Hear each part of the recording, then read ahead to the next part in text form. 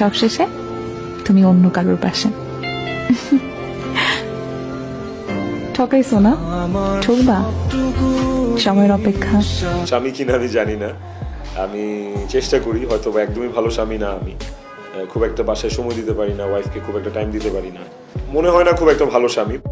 ইকরার যে video delete করে দিয়েছে তার স্বামী আলভি, এবার বেরিয়ে এসেছে চাঞ্চল্যকর তথ্য। সম্প্রতি আলভি দাবি করেছেন ইকরা নিজেই পরকীয়ায় জড়িত ছিল, কিন্তু আলভি তো এবার নিজেই যেন ফেঁসে যাচ্ছেন। ইকরা আলভির জন্য একটা ভিডিও রেকর্ড করে রেখেছিলেন, সেই ভিডিওটি মৃত্যুর আগে আলভিকে তিনি পাঠিয়েছেন, কিন্তু তদন্তে উঠে এসেছে সেই ভিডিওটি গায়েব করে ফেলেছেন আলভি, তথা ভিডিওটি তিনি ডিলিট করে দিয়েছেন। মোবাইলের ফরেন্সিক রিপোর্ট থেকে এমনই চাঞ্চল্যকর তথ্য পাওয়া গেছে। ইকরার মোবাইলে ফেসবুকে আলভির অনেক প্রমাণ ছিল, যা নষ্ট করতে আলভি ইকরার আইডিটাই নষ্ট করে দিয়েছে, যাতে সে দোষী সাব্যস্ত না হয়। আমার একটা জিনিস খুব জানতে মন চায়, আপনার প্রথম বউ কি আত্মহত্যা করছিল নাকি আপনি মারছেন? আত্মহত্যা করছিল। সোশ্যাল মিডিয়ায় প্রায় আলভিকে উদ্দেশ্য করে নানান পোস্ট করত ইকরা। দুশ্চিন্তা, হতাশার সুর দিয়ে নিজের কথাগুলোই তিনি বলতেন। এত কষ্ট বুকে নিয়ে নিজেকে সুখী প্রমাণ করতেন সব জায়গাতে।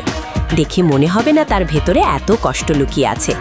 আলভি নেপাল যাওয়ার পরই ইকরার নির্মম সিদ্ধান্ত নেয়। নেপাল যাওয়ার সময় আলভিকে বেশ হাসি মুখে খুব ভালোভাবে বিদায় দিয়েছিলেন ইকরা। নেপাল যাওয়ার পর দুজনের সম্পর্ক খুব স্বাভাবিক ছিল, কিন্তু 2 দিন পরে ইকরা জানতে পারেন আলভি তিথি এক রুমে থাকেন। নেপালের শুটিংয়ের বাহানা দিয়ে তিথির জন্মদিন পালন করতে গিয়েছে আলভি। এরপর থেকে আলভির সাথে ইকরার দ্বন্দ্ব চরম আকার ধারণ করে। ইকরার সাথে কথা বলা বন্ধ করে দেয় আলভি।